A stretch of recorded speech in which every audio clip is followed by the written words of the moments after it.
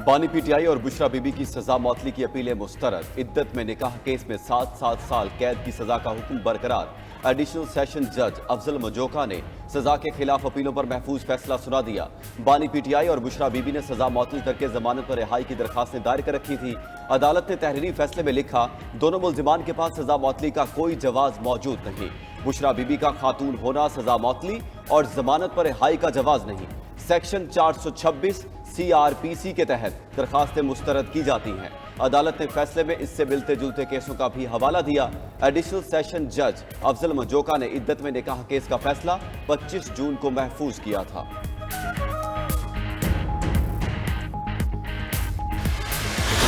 इस फैसले को जो कि ऑटोमेटिकली हो जाना चाहिए था, इसमें कोई ऐसे टेक्निकल डिटेल नहीं थी। इसको हम लोग इंशाअल्लाह ताला हाई कोर्ट में अपने वकला के जरिए फिल फॉर चैलेंज करेंगे।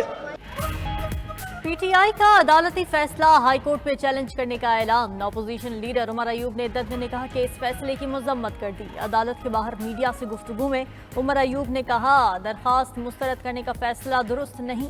पीटीआई के कैदी रिहा होने तक कोई बातचीत नहीं होगी। हमारी तहरीक तेजी से आगे चलेगी, हर जगह मुजाहरे करेंगे। चेयरमैन पीटीआई बैरिस्टर गौहर का कहना है कि अदालत का फैसला निहायत मायूस कुन और इंसाफ का खुला कत्ल है। इस केस के अहदाफ मुकम्मल तौर पर सियासी हैं। ये फैसला बानी चेयरमैन के खिलाफ इंतकामी सिलसिले को दबाम बख्शेगा।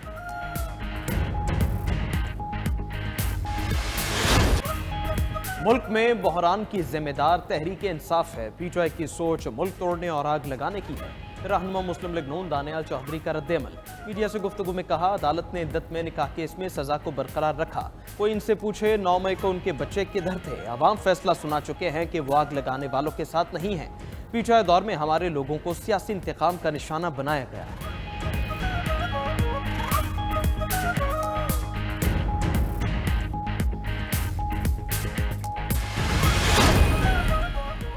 पीटीआई रहनुमाओं ने बानी चेयरमैन को केस के फैसले से आगाह कर दिया। सेनेटर शिबली फराज, रऊफ हसन और दीगर रहनुमाओं की अडाला जेल में बानी पीटीआई से मुलाकात। इद्दत में निकाह केस के फैसले पर बातचीत की गई। मुलाकात में ऑपरेशन अज़्म इस्तेहकाम के हवाले से भी तबादले ख्याल, मुल्की सियासी सूरत हाल और पार्टी अमूर भी ज़ेरे गौर आए।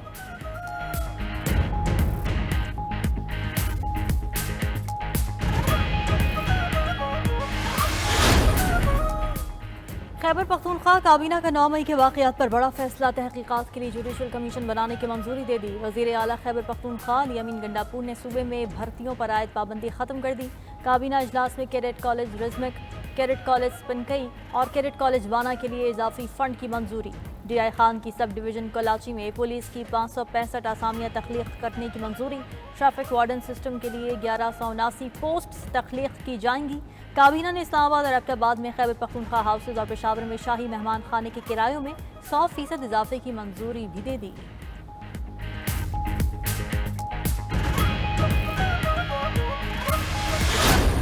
इस तरीके से फाटा के अवाम का माशी कत्ल भी किया गया और एक बार फिर ये ऐलान होता है कि हम ऑपरेशन करें, बजाय इसके कि हम एक जिम्मेदार रियासत का सबूत देते। हर फैसला इश्तिहाल की बुनियाद पर किया। हमने जज्बाती और फौरी रद्द-ए-अमल के अंदाज में बात की। कभी भी रियासतों के मामलात उजरत से तय होते हैं, न जज्बाती अंदाज के साथ तय होते हैं, न धमकियों के साथ तय होते हैं। माजी के ऑपरेशन में कबायली अवाम का मुआशी कत्ल किया गया। जिम्मेदार रियासत के बजाय उजलत में फैसले किए जा रहे हैं। सरबरा JUI मौलाना फजलुर रहमान की ग्रैंड कबायली जरगा के बाद न्यूज़ कॉन्फ्रेंस। बोले, अज़्म इस्तेहकाम की शुरुआत ही अदम इस्तेहकाम से होगी। ऑपरेशन के बाद जब लोग वापस जाते हैं तो उनके घर नहीं होते। अब एक बार फिर ऑपरेशन का ऐलान कर दिया गया। कौन है जो इस खित्ते में इस्तेहकाम नहीं देखना चाहता। पाकिस्तान और अफगानिस्तान की अवाम की उम्मीदों को खाकिस्तर किया जा रहा है।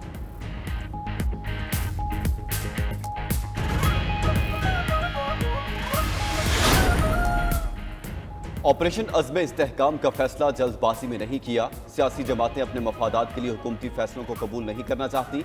वज़ीर दिफा ख्वाजा आसिफ का अमरीकी नशरियाती इदारे को इंटरव्यू। कहा, ऑपरेशन के फैसले पर तमाम सियासी जमातों का एतमाद में लेंगे। हुकूमत इस मामले को असम्बली में लेकर आएगी। अरकान के सवालात का जवाब देंगे, उन्हें एतमाद में लेंगे। वज़ीर दिफा ने मजीद कहा, ज़रूरत महसूस हुई तो कलअदम TTP की सरहद पार पनागाहों को भी निशाना बनाया जा सकता है।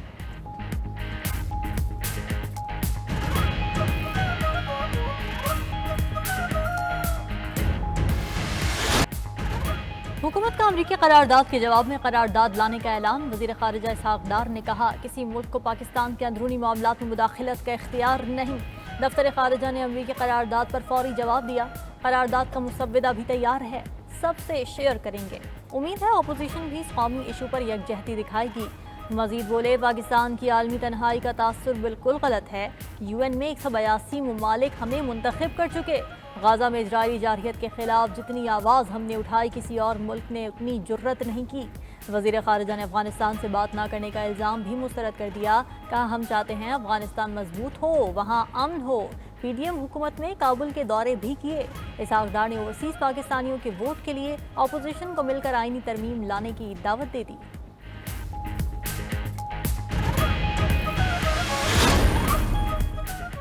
PTI को जमाती इंतखाबात न कराने की सजा मिली। फैसले की गलत तशरीह का किसी के पास इलाज नहीं है। निशान से कंफ्यूज न करें। PTI का उम्मीदवार क्यों कोई और जमात ज्वाइन करे। मखसूस नशस्तों से मुतालिक केस में चीफ जस्टिस काजी फायज ईसा के रिमार्क्स।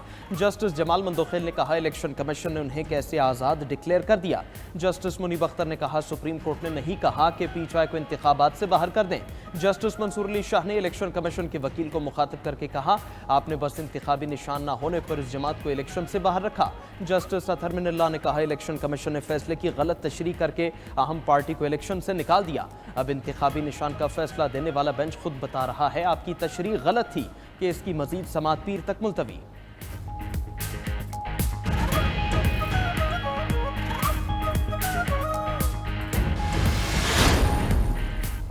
पेंशनर की वफात के बाद फैमिली को 10 साल तक पेंशन मिलेगी। दौरान मुलाजमत वफात पर फैमिली को 25 साल तक पेंशन मिलेगी। सरकारी मुलाजिम 25 साल बाद रजाकाराना तौर पर रिटायर हो सकेंगे। बजट 2024 के तहत रिटायरमेंट और पेंशन स्कीम में मुजवजा तब्दीलियां सामने आ गईं। मुजवजा तरामीम के मुताबिक हादसाती तौर पर रिटायर्ड होने पर 60 साल की उम्र तक पेंशन मिलेगी। रिटायरमेंट के बाद दोबारा सरकारी नौकरी पर पेंशन या तनख्वाह में से एक मिलेगी। रिटायरमेंट के बाद दोबारा नौकरी करने पर सिर्फ एक महकमे से पेंशन मिलेगी। सरकारी मुलाजिम मियाँ बीबी की रिटायरमेंट के बाद एक के फौत होने पर दोनों की पेंशन मिलेगी।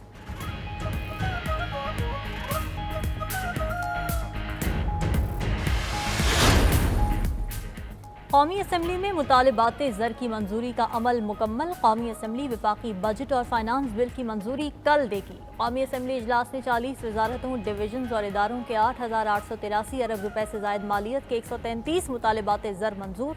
अपोजिशन की 7 वजारतों और डिवीजन के मुतालिबात ज़र पर कटौती की तमाम तहरीक को मुस्तरद कर दिया गया। कानून इंसाफ डिवीजन के 15 अरब 62 करोड़ रुपए से जायद के 3 मुतालिबात ज़र मंजूर कर लिए गए।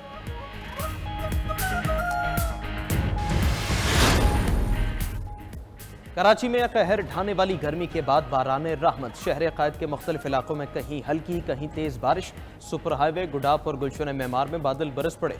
गुलिस्तान जौहर, गुलशन इकबाल और नॉर्थ कराची में हल्की बारिश। सादर बंस रोड के DA स्कीम 1 और मोबाइल मार्केट की तरफ बूंदाबांदी। लांढी, मलीर, कोरंगी, शाह फैसल कॉलोनी तेज हवाओं की जद में। गुलशन इकबाल, अजीजाबाद, लियाकताबाद में भी तेज हवाओं का राज। बारिशों की पेशगोई के बाद कराची में रेन एमरजेंसी नाफिज कर दी गई। मुतवक्किल बारिशों तक ड्यूटी पर तैनात तमाम अमले की छुट्टियां मनसूख। KMC इंतजामिया ने बारिशी पानी के बरवक्त निकास के लिए नई मशीनरी भी मंगवा ली।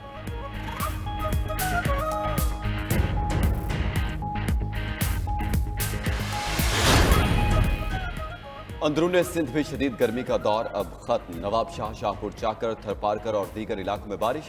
हैदराबाद और गिरदोनवाह में गर्दो गुबार का तूफान छा गया। नवाब शाह के मुख्तलिफ इलाकों में गरज चमक के साथ बारिश। थर की तहसील डेपलो में मूसलाधार बारिश से नशेबी इलाके ज़ेरियाब आ गए। सड़कें तालाब का मंजर पेश करने लगी। तहसील नगर पारकर, छाछरो, इस्लाम कोट और थर ब्लॉक 2 में भी मूसलाधार बारिश। शाहपुर चाकर में भी मूसलाधार बारिश के बाद गलियों और सड़कों में पानी जमा हो गया।